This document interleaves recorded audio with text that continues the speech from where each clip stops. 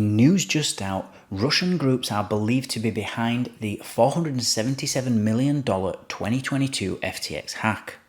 And so in this video, we're going to look at indicators that suggest the involvement of a broker or intermediary with ties to Russia.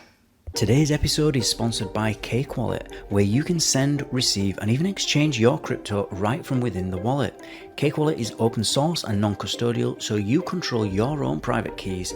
Available today on iOS, macOS, Android, and Linux. And StealthEX, a privacy-centric crypto exchange which enables you to make crypto-to-crypto exchanges anonymously. Good evening everybody, and welcome back to Enter Crypto with me, Chris Kenyon. Now in today's video we're going to be looking at how Russian groups are believed to be behind the $477 million 2022 FTX hack.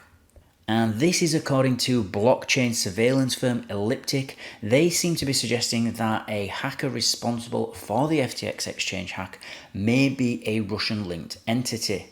And that is, or one of the reasons for this, is that the movement of funds while FTX founder SBF, or Sam Bankman-Fried, was in court, raises doubts around his involvement.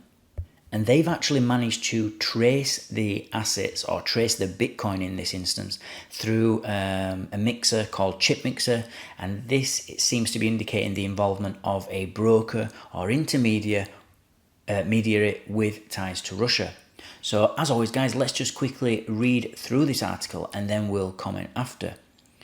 So as FTX and its disgraced founder Sam Bankman-Fried's courtroom drama continued to unfold in Manhattan, revealing astonishing details that led to the crypto giants unraveling elsewhere, the trail of stolen funds from the exchange has been found to have a Russian connection. FTX filed for bankruptcy on November the 11th. Later that day, the exchange was hacked for $477 million. The majority of the funds, primarily in ETH, remained inactive for a period of 5 days. Subsequently, a substantial sum of 65,000 ETH, which is equivalent to $100 million, was moved to the Bitcoin blockchain using the Renbridge service. The perpetrators then utilized a mixer, and out of 4,536 Bitcoin converted from Ether through Renbridge, which was approximately 2,800 Bitcoin, which was sent through the mixers, predominantly a service called Chip Mixer. And at least $4 million found its way to crypto exchanges where it could potentially be converted into cash. There is speculation that the perpetrators could have made off with a larger sum if not for the swift action taken by FTX staff and bankruptcy advisors. They successfully safeguarded assets of over $300 million before the thief had a chance to gain access to them.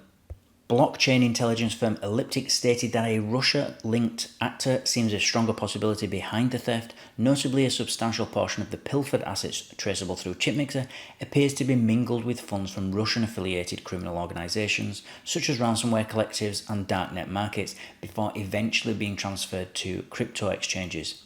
This suggests the potential involvement of an intermediary, possibly a broker with ties to Russia. It's also worth highlighting that a significant portion of the stolen funds remained inactive for several months, only becoming active shortly before the start of Bankman-Fried's trial.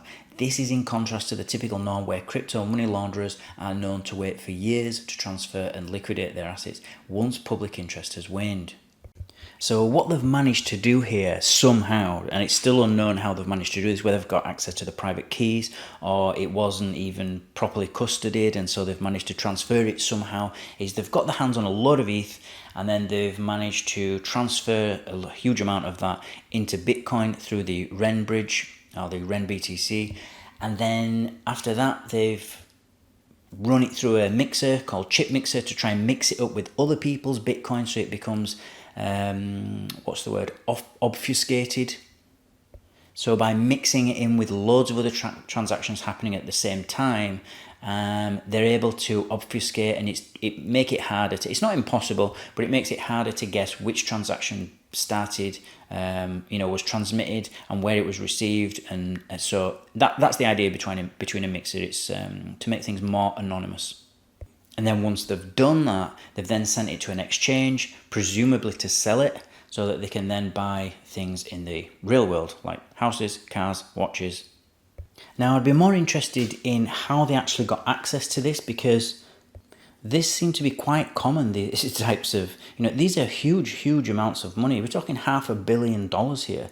And if you remember, it wasn't long ago when Alameda Research, which was the sister company to FTX, which also is gone, had $150 million hacked. Now, just think about that. It's very easy to say 150 million here and 400 million here. Think about how much money that is. That is a huge amount of money to just kind of lose. It's just crazy when you think about it.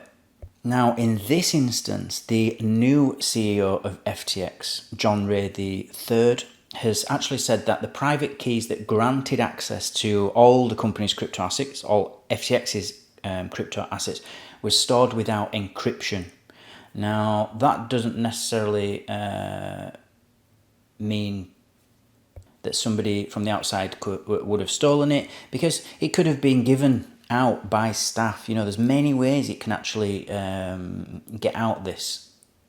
Because if you can imagine, the executives at FTX and the CEO, for example, SBF, would have had the private keys for this money, for this crypto. So there's multiple ways that this money could have left the ETH wallet. So another interesting article about the whole FTX saga. We've got more trial action coming on next week as of Monday, and so I'll keep you updated as the trial goes along. You won't miss anything as long as you are subscribed to this channel. Don't forget to give it a like as well if you found some value in this video. And that's all from me, guys. I'll see you all tomorrow evening. Take care.